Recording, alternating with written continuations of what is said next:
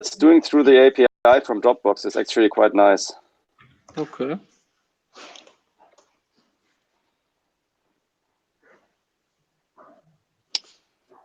So does it? I think it's. So I think record. Perfect. Then let's do this. I will just cut out the beginning, and let me also see if my camera is working. It should work. Thank you everyone for joining. So I can see me very much in the far like this. Perfect. So everyone, welcome to week number 31 of 2019. It would be great if you could mute yourself if you're not speaking. This would help because I hear my echo. And yeah, like always, we go through the list of development updates. I would like to start this week with the token migration for non-transferable tokens, but also the governance app that Pivo was working on. And Pivo, as you have been following the process a little bit together with Martin and many others here in the group, I would just like to start with you and also ask you to give a little update of what has been discussed across the different teams and where we are standing right now. So about the token migration, I think there were multiple ideas what we can do and what we maybe can't do because of limitations that we have right now in Sophia. So the first idea is as tokens will get non-transferable, where Emin did write an update in the forum about sometime in September, tokens that are in a normal Ethereum account, what we can do is put them in a smart contract on Eternity and then make a proof with the Ethereum private key and verify this on the Eternity chain, where the message that is signed is the address where the tokens should get transferred to. Then the smart contract can do this in a very trustless way. And for tokens that are locked in multi-sig smart contracts or decentralized exchanges or similar, we will have to figure something out where we don't know yet. About the technical limitations, maybe Milan wants to give a few words, or Nikita, as they were discussing this in more detail. Okay, cool. Please also follow up with the other updates around the work that you have been working on. Yeah. Okay, so we've been finalizing the Graffiti app and making a public testing session about it. So for everybody who has not had a look at this yet, take a look in the forum. You will find all the information there and give feedback on what you like and what you dislike, so we can adjust this for the Eternity Universe conference.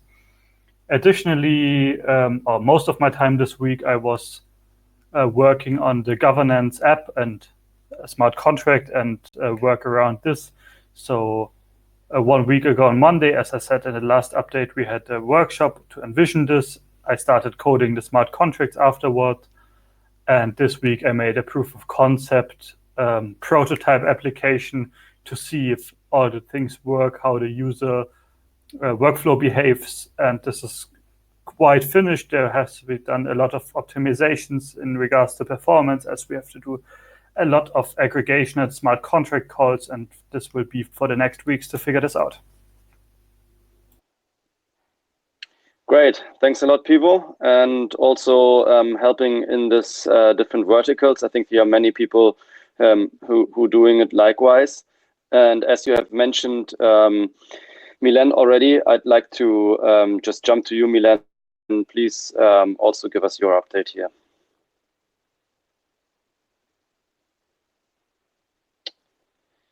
You're frozen on my side. I don't know how it's with the others.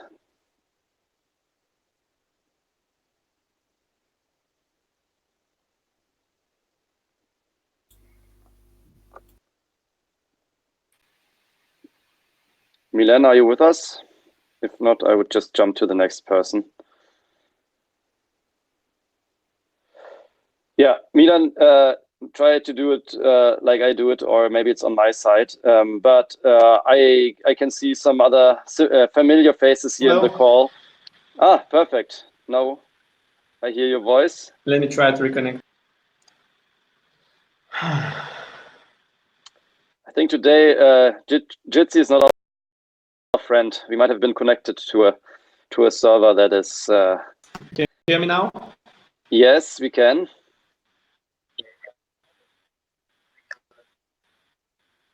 Okay, so regarding the token migration, as people mentioned, there were some technical limitations with the signed message verification, and particularly the EC recover from Ethereum side, because the signed message and the signature is a bit longer than what is currently supported in Sophia. So we took some measures, and the core team is working on implementing the same functionality that EC Recover works in Solidity. So we'll be able to verify cryptographically signed messages from Ethereum addresses into Sophia, and that's the way we intend to proceed with token migration, as you mentioned. Other than that, from the wallet side, this week, as previously mentioned, we are working on stabilizing and releasing a first stable release that we are sure that people can use and it's secure enough. We've been support for Ledger, so now you can connect your device and store your private key there. We've been fixing some problems with the Explorer. After transaction, there were some. After signing a transaction, there were some problems not displaying the data for the transaction. So we've been fixing those. Also, we've been working on fixing some failing tests and fixing the UI for the utilities parts and fungible tokens page.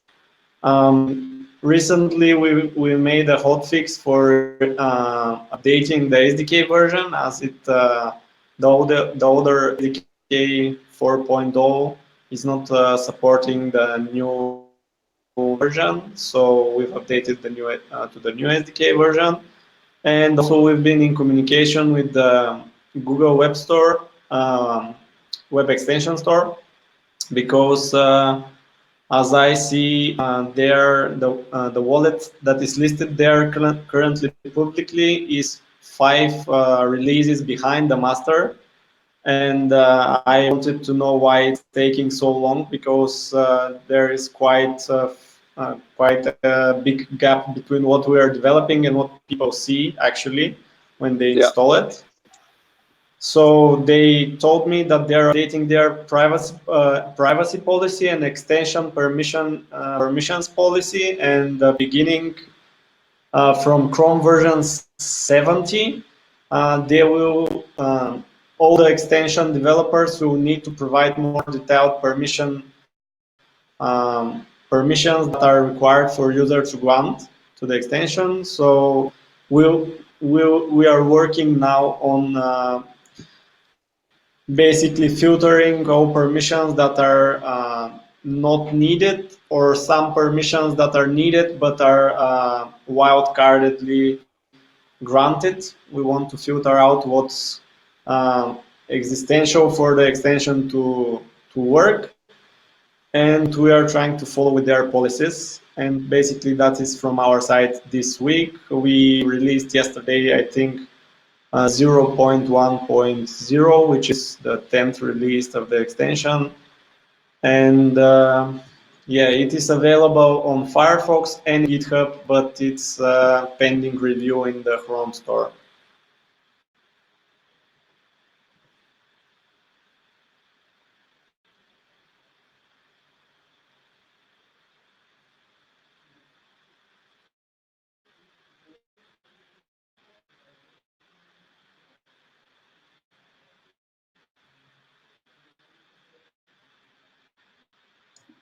I think Emin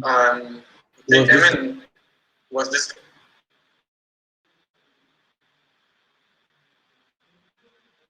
I think he's frozen or so. It's like connect you guys still here? I think we are. Okay.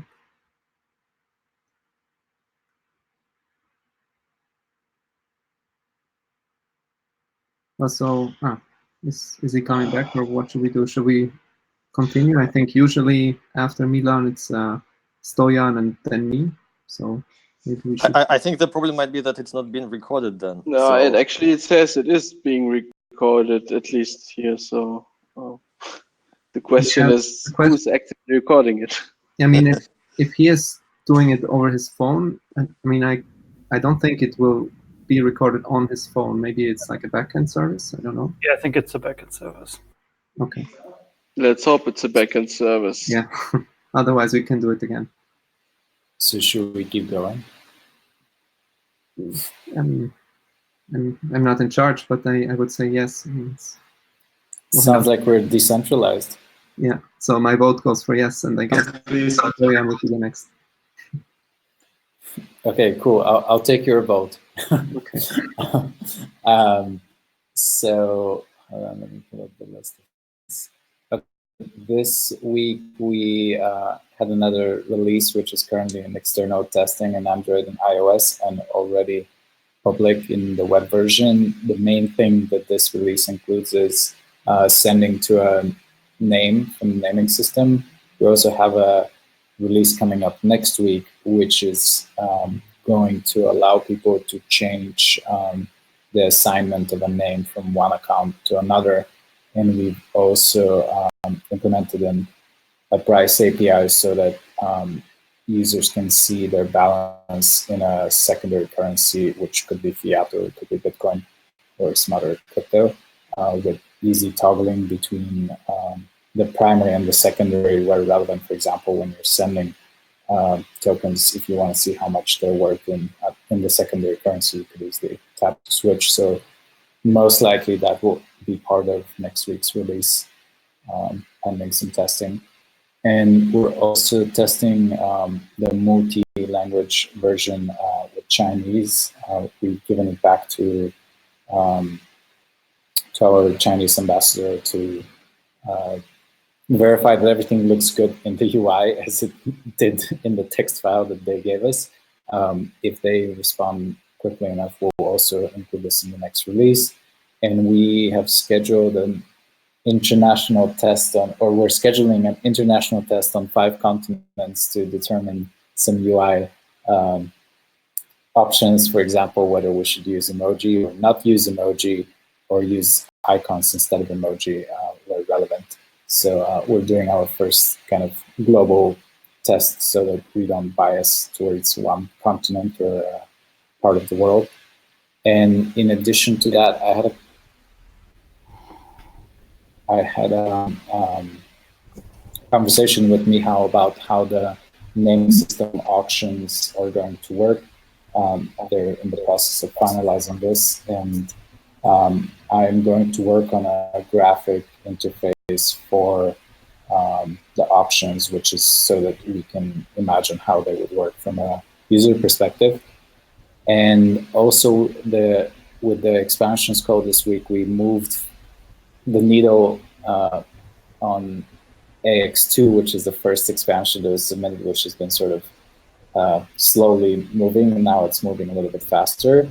And on Tuesday, we have the 3rd wallet provider's phone call, which everyone who is a wallet provider or is somehow interested in building apps can join. I'm going to send the link around, and we're going to publicize it in the forum. And there we hope to make even more progress on AX2 and hopefully get close to the finish line on that one. Perfect. Thanks. Thanks a lot, Stoyan. I'm also back. I can also encourage everyone who has a bad internet connection to just click the 3 dots on the right side and go to Manage Video Quality and switch to audio. This works pretty well if you are like me on a bad internet connection. I think I missed Andy's update from Papers. Is this correct? And the AirGap wallet? No, we said Stoyan should go first. So okay, perfect. Then please go next. Okay. We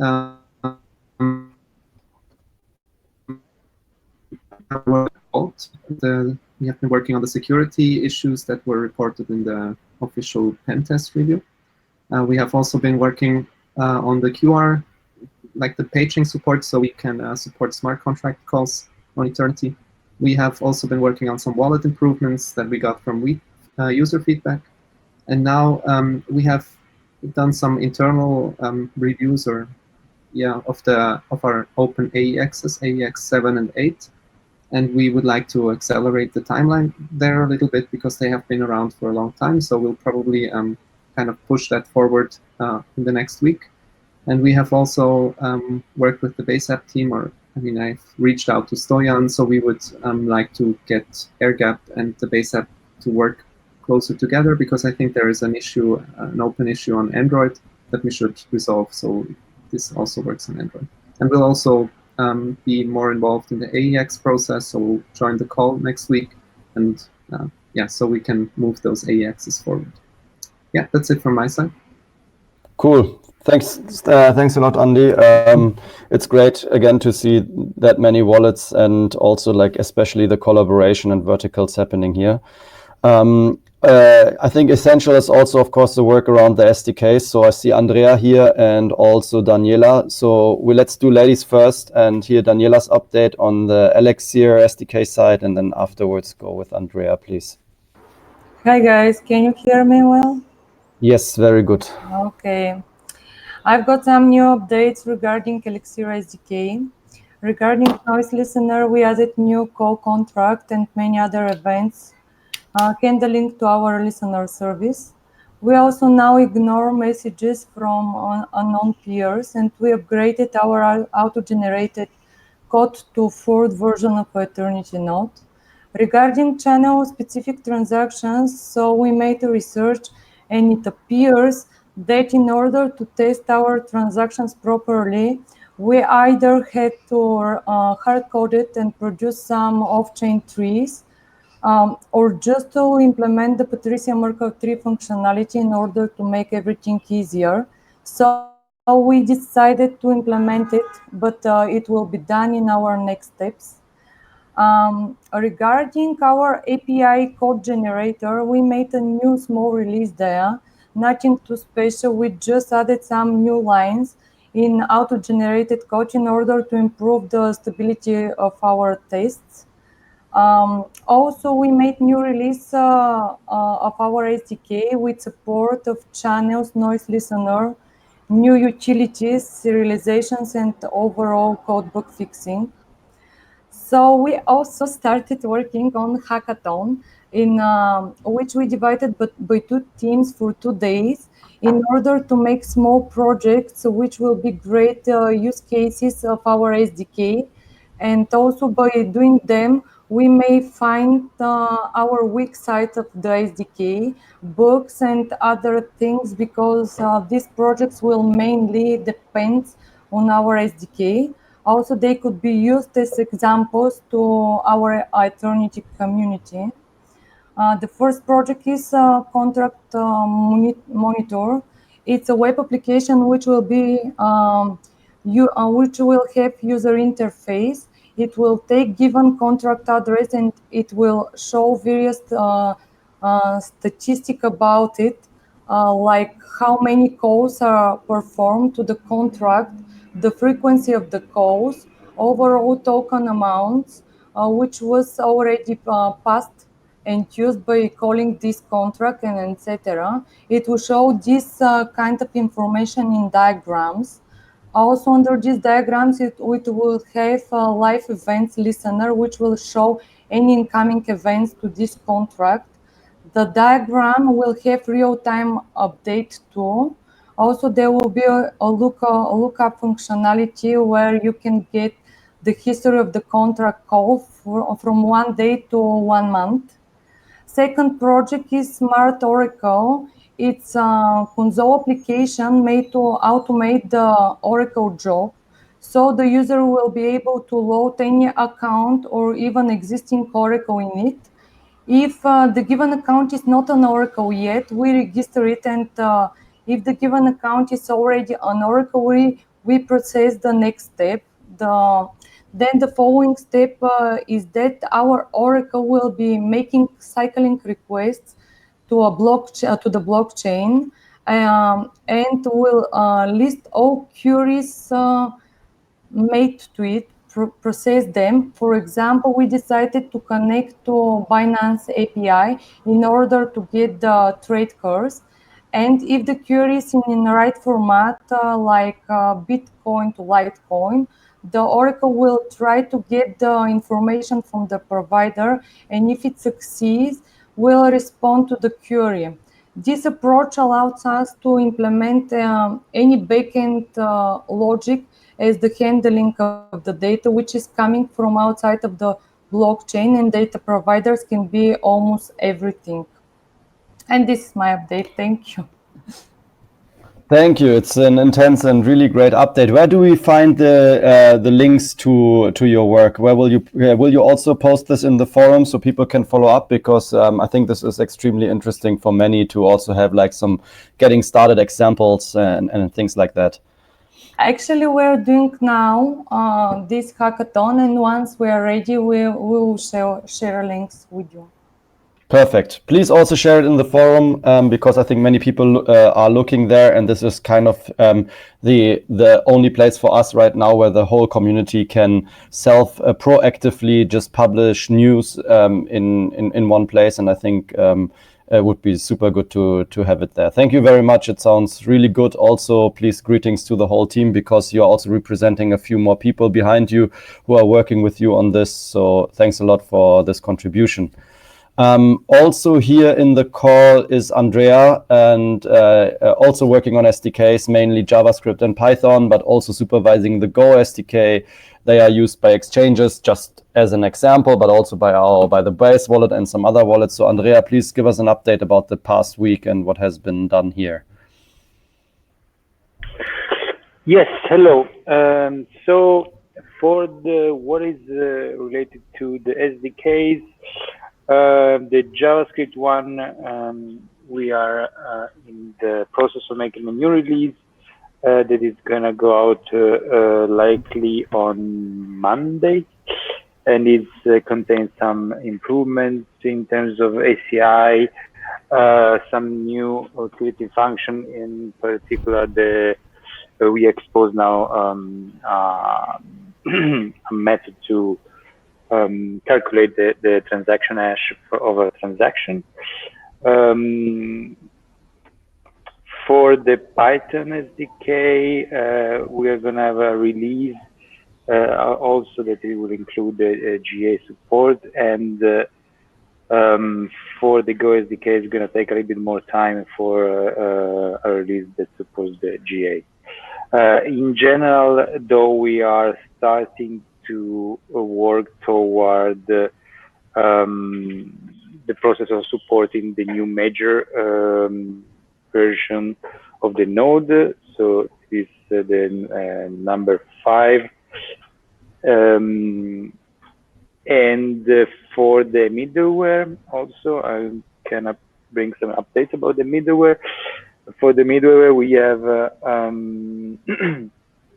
worked this week mostly on improving the integration test, so there is nothing user side of new, but should be more stable now because we had some integration tests, and now it is possible also to use the middleware as a library in Rust projects or other projects that support binding. That is everything from my side for now. Thank you, Andrea. Just gonna add that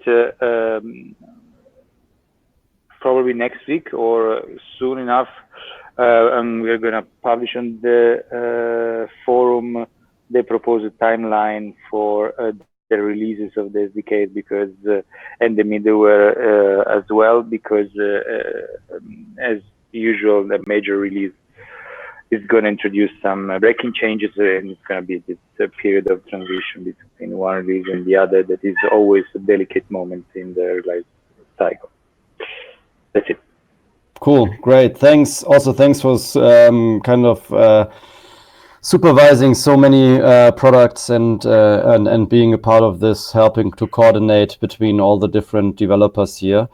Also, this morning I have attended the stand-up call from the protocol team, and I have heard John, who is also like the lead engineer for the middleware, helping out there, trying to figure out this little issue we have with verifying the Ethereum transaction. So I see there's more and more vertical and cross work happening, and I'm pretty happy about this. And I hope also these calls motivate all of you to reach out and help each other along the way and with the different problems we have. I also have here Sergey, who is representing and managing the core protocol team for a very long time now. And for sure, you also can give us some more insights about what's going on protocol level. So Sergey, please give us your update too. So, hi everyone. Can you hear me? Yes. Because I'm also not the best internet connection today. So, update from the core team. So just a day ago, we have uploaded a new release, 4.0.1. So this release introduces mostly changes in the state channels area. So we're incrementally improving and adding the features there. So one of the few nice things are, for example, we now allow clients to disconnect and reconnect to the finite state machine. So before you could leave and then reestablish the state channel, but now we assume that most of the clients will be probably mobile devices, so sometimes the connections drops and the clients get disconnected. Now it's also possible to reconnect back to the channel. So quite a nice feature. Another one also seems to be a small thing, but also extremely useful right now. If one of the parties performs a solo close, basically close the channel from its side, then there is no way to close the channel until the time to leave, which was predefined when the channel was opened, run out. It's also pretty inconvenient because the channel still stays open and the whole funds are blocked. So now we introduce a new command called close mutual, which also allows to agree for those both parties to close the channel before the TTL runs out. Also, we are working on bigger features such as naming services. So right now we are doing a very good progress on support for subdomain. It's mostly done and will be integrated with the work of the other developers working on the naming services themselves. And regarding the naming services, right now we are focused on the auctioning. So basically how the purchasing of the naming service of the names is going to occur. And yes, you've mentioned the work with John. Yeah, we uncovered those issues recently that for unfreezing the tokens which will be frozen in the second half of September, we need interoperability with the Ethereum blockchain, and we should be able to verify the Ethereum signatures. And although we support the curve which Ethereum uses for its signatures, we use different encodings. Yeah, so we use the R encoding and Ethereum uses RLP. And yeah, it will require some magic in order to be able to squeeze it to the schedule that we have. And hopefully with John, with his knowledge of Rust and then of C, we will be able, our plan is to try to reuse the code, which is written for Ethereum. I think it's going to be the parity client, and at least for starters, include it into our node. And then when it's working, we see this extra dependency produces some trouble, so maybe delays when we build our node, try to substitute it with a more decent solution, which doesn't involve importing other libraries.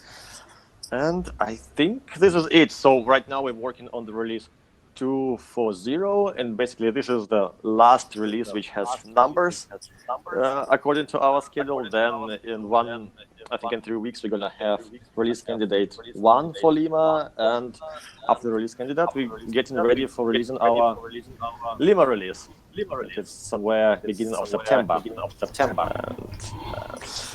So yeah, this is it from my side. Nice and exciting. Thank you very much, Sergey. I hope that the next few days will get some light into the dark, especially when it comes to those non-transferable tokens that, of course, we are going to make accessible for the users which haven't migrated yet. But again, here a big warning, and please also spread the message to friends and family. Just migrate your tokens now, then you are on the safe side. After September 2nd, all Ethereum, Eternity, ERC20 tokens will become non-transferable. Also, I have asked Martin, who is mainly managing Forge.AE and some developer tools around it, to be close to that issue and help the team to coordinate it. I know it's still on hold, everything a little bit, because we are waiting for green light from the protocol team, but I'm sure you have also spent some thoughts and also some work this week on other things. So please, Martin, can you also give us your update? Yes. Hey guys. So this week we spent some time on Forge. We have worked mainly on trying to figure out some issues when using Forge on Windows. For example, for Windows 8.1 and all lower versions before Windows 10. For example, Docker is not available there, so we have to provide some way that the users can use Docker Toolbox. Also, some other tools need to be installed first in order to use Forge properly. So yeah, we have put some effort there. Also, we're working on one cool feature that we want to estimate the gas for deployment of contracts and calling some functions. This probably will be integrated also into the playground.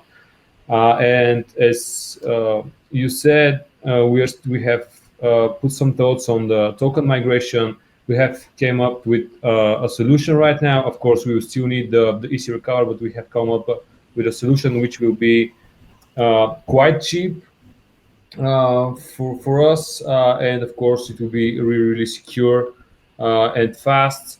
We are now preparing some documents on this. Of course, also investigating the current token migrations sites and everything around the migration. And we will come up with the solution as a MD format, and we'll send it to all of you so you can check it out. So yeah, this is from our side for this week. Perfect. Thank you, Martin. And I would like to. We have heard quite some updates from the States channel side on protocol level, which I think is quite good. And we have heard that the Alexi team is moving forward. I know, Hernan, that you guys are using, I think, the Python SDK in the background, but please give us an update about the payments state channel app that you are building and where you are right now. Hi guys, glad to be here. As you know, we are working on the payment channels application to be used primarily on the Universe conference in September. We were working on that. Basically, we have the client customer application. We have a basic version of the merchant or seller application, and we are working now on the service, or as we call it internally, the hub, which manages the connection between sellers and customers. We were working closely also, and I would like to thank the SDK guys on the development chat for helping us on all the issues we got on questions and so on. So we are expecting in the next few days, probably I think in the end of the next week, to offer some demonstration or some basic alpha version of what we are working now. So there's nothing more in general to report. We are on the right track. We are expecting the following week to continuing enhancing the features we talk on the design documents, and that's it. Thank you very much, Hernan. Yeah, please don't hesitate. Also, if you run into issues, to reach out to the people here. I mean, you're doing it already, but I think this is also important to, like also Pivo did publish the graffiti app, and I also really encourage everyone to try it and to see how the UX UI works. Maybe ask him if you want to understand some underlying stuff. So we have kind of the responsibility to teach each other here. And thank you very much for doing this. I'm very much looking forward to see the first results from your side. Someone who's more working in the background, meaning some backend services or libraries, let's call it like this, for an crypto ATM is Peter, who's also here in the call. So I guess, Peter, you can also give us an update about your past days. Yeah, of course. But first, do you hear me? Just to make yes, sure. Yes, we hear you very well. Everything is fine with my connection. Okay, my update on the BATA maternity extension. This week I worked on implementing the iWallet interface, which is related with the functionality regarding creating wallets, getting balance, making transactions, and some others. So when I started to work on that interface, I needed some kind of SDK to actually implement the wallet operations. So I found this Java SDK, which is for Eternity, developed by CryptoCrowds. I wanted to include that SDK into General Bytes project, but it turns out there is some kind of dependency plugin dependency version mismatch. And I thought of a solution to recompile the SDK with the dependency versions that are used by General Bytes project. But before I do that, I made a test project just to make sure that this SDK is okay. I mean, for me, it's a third-party SDK, and I didn't know is it up to date or is it maintained well. That's why I wanted first to make a test project with that SDK. So currently I'm testing the SDK with the wallet operations, and I'm aiming to finish the tests by Tuesday, so I can then embed the SDK in the General Bytes project and finish the implementation of the iWallet interface. And also I hope that after doing this, I will speed up implementing other interfaces regarding that extension. Great. Yes, for sure. Please look at everything in the Eternity ecosystem as third party. I mean, it's all open source software. We have different people contributing to it. We have people joining and leaving the different projects based on their time. I think we can also reach out to the Java SDK. I saw they're quite active on Twitter. I have seen them in the forum. So please feel absolutely free to also just directly reach out to them and also invite them to this call when you're already speaking to them. So I think they are quite active and around for quite some while now. And yeah, I hope you have a good experience with your tests. I have a little something to add. Just remember to mention. The better solution for that problem is if General Bytes upgrade their project to more updated plugins. I mean, the Java SDK by CryptoCrowds uses newer version of that plugin that has collision with General Bytes project. So I will later contact also General Bytes if it's possible to update their dependency versions. I mean, for me, this is fine, and I think for all of us, and this is when the ecosystem is growing and we have really more and more people interacting with Eternity. We will have more and more such conversations, corporations, partnerships, and we will try to find those solutions together. So please do so. I think this is really good that this is happening, and yeah, looking forward to your next update next week on this. Also here, Nikita, I'm sure you have some exciting things to tell us. I've already seen some teasers in yesterday and today. So Nikita, please tell us what you have done the past week.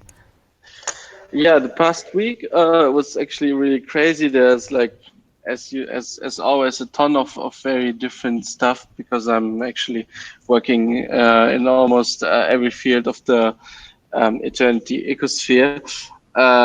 So when I even wrote down a list this time, so it was yeah, kind of funny to see that we're gonna get the EC recover feature, the electric curve public key recovery in Sophia. I've been annoying the core dev team for over 7 months, I think, about this topic. So it's a little bit sad that we're gonna get it under such hasty circumstances. But yeah, I provided everybody with Go and Rust implementation of this feature in Ethereum, so they can dig around. I think John already applied some MacGyver tactics and took the Rust thing, attached it to C, and so the C thing can be attached to Erlang, and allegedly this is running kind of well, and yeah, this is really cool.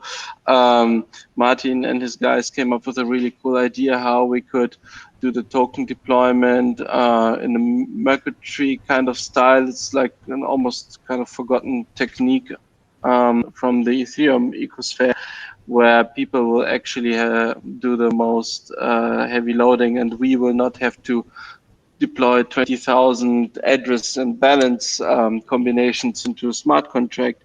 Then also we finished working on the burner, or like the, I'm sorry, not the burner script, like the script which is going to count all the remaining owners on the Ethereum blockchain. We released 3 versions of it. The first version will be kind of fast. It will require like up to 25 gigs of RAM because it's doing most of the stuff in memory. The other one will be a little bit slower, but will be able to run on a regular computer. And the third one will just get all the contracts that still hold the tokens. Do you have then statistics also here to the contracts?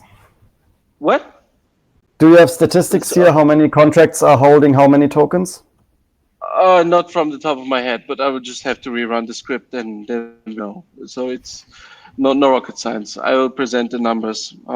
Perfect. Yeah. Then I wrote a big forum post about like making up my mind and discussing with people every here and there and all the blah blah on this whole topic of like a private consortium chain implementation of Eternity.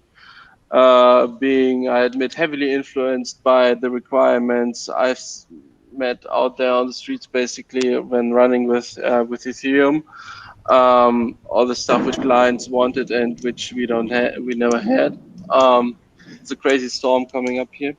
And also for the sandbox client, of course, basically like what the LimeChain guys built up so far, like a small private network, but basically without overheating your notebook, because there will be no proof of work running in the background. And yeah, some people from the community already saw it. I released like a beta 0.1 version of the Fire contract editor, which I've put together. I don't know, maybe you guys can see my screen this time now, right?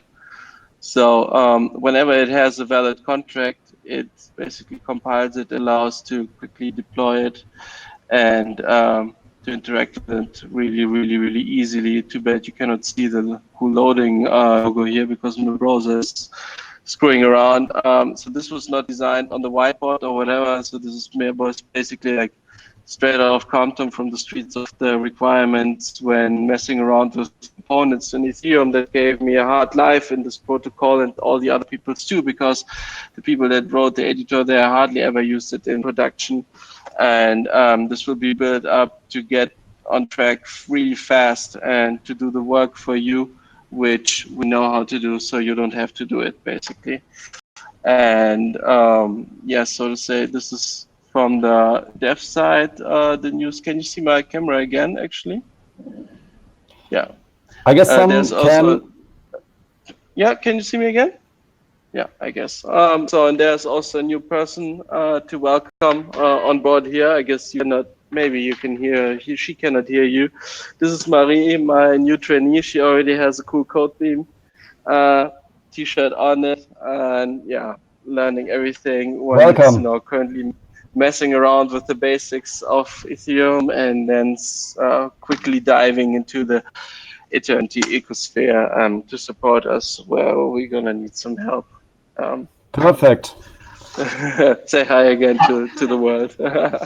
Hello back. I'm sorry that I don't have a camera to greet you. It's the internet connection today.